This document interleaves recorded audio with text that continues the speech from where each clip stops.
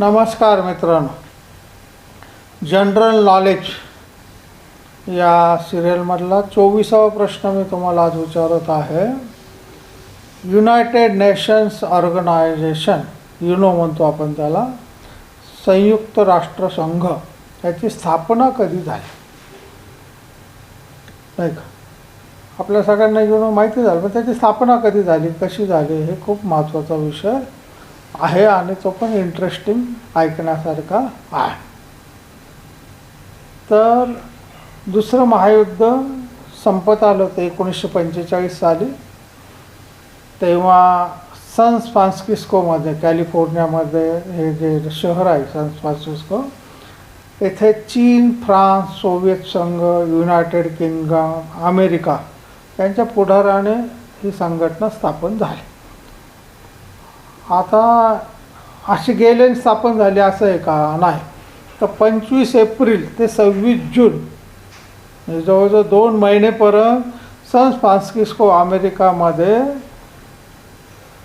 चर्चा चालू होती. एखादं जागतिक असं काहीतरी संघटना पाहिजे की जी सामंजस्य करार घडून आणेल, युद्ध रोखेल, लोकांचं कल्याण पाहिजे.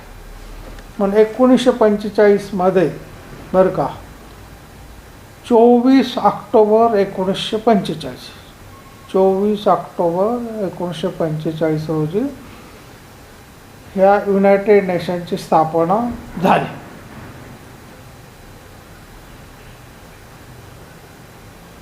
त्याला पहिले 5 महत्त्वाचे मेंबर होते: चीन, फ्रान्स, सोव्हिएत संघ, युनायटेड किंगडम आणि अमेरिका. यांनी पहिल्यांदा त्याच्यावर सह्या केल्या.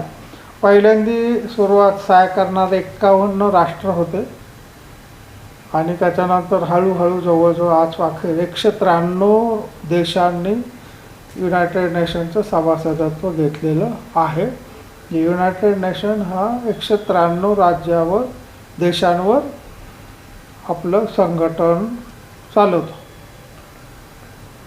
भारतसुद्धा स्वतंत्र होण्यापूर्वी 30/10/1945मध्ये युनोचा सभासद झालेला आहे.